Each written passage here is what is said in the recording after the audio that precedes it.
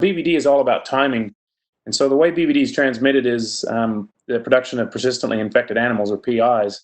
And they're animals that got exposed in utero when they were inside their mother before their immune system was able to work out whether or not BVD was a disease. When they go through a process called auto-recognition, where the calf in utero works out what is normal and what isn't. We did the same thing in our mothers.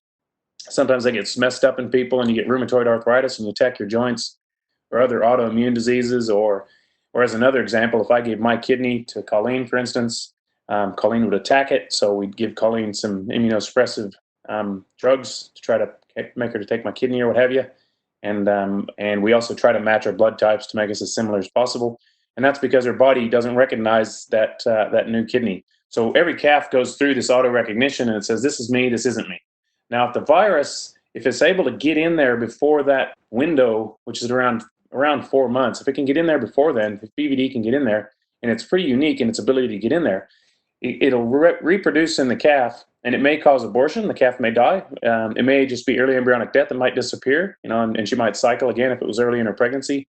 But if that calf survives, having been exposed prior to self-recognition, the calf thinks that BVD is normal. And so when it's born, it's producing, the virus has pretty much got control of the joint. It's running wild. It's drinking Bundy. It's partying every night. And it's producing a lot more of that virus at very high levels. And that animal sheds it in every excretion that it's got. So snot, tears, urine, feces, milk, if it ever becomes a breeding female. It's in everything that it sheds. And that's how the disease is transmitted, and it's pretty unique. So if you can imagine, if let's say that little Brahman cross right there in the middle, the one with a little bit of ear on her, it looks a little bit kind of cantankerous compared to these others that are mostly Murray Greys. Let's say she had been brought into the production system of a naive population, and all these other heifers had never met BVD. And let's say old cantankerous there, old Bos Indicus, let's say she happened to be just a normal old heifer who had met a PI during her first pregnancy, wherever she came from, and she was carrying that little calf at foot, who probably is hers, looking at him. He's got a little bit of a navel there, like a bit of Bos Indicus.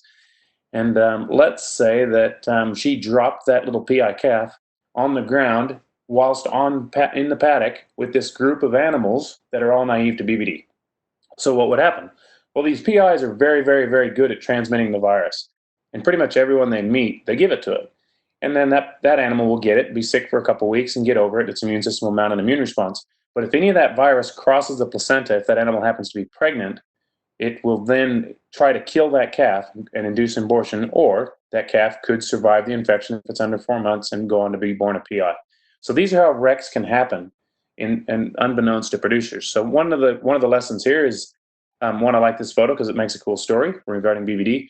But also one of the key things is that the easiest way to bring BVD into any production system is to bring in a preg-tested in-calf animal, because PIs over time tend to die because they're not as thrifty as other animals typically. And so the younger an animal is, the more likely it is to be a PI.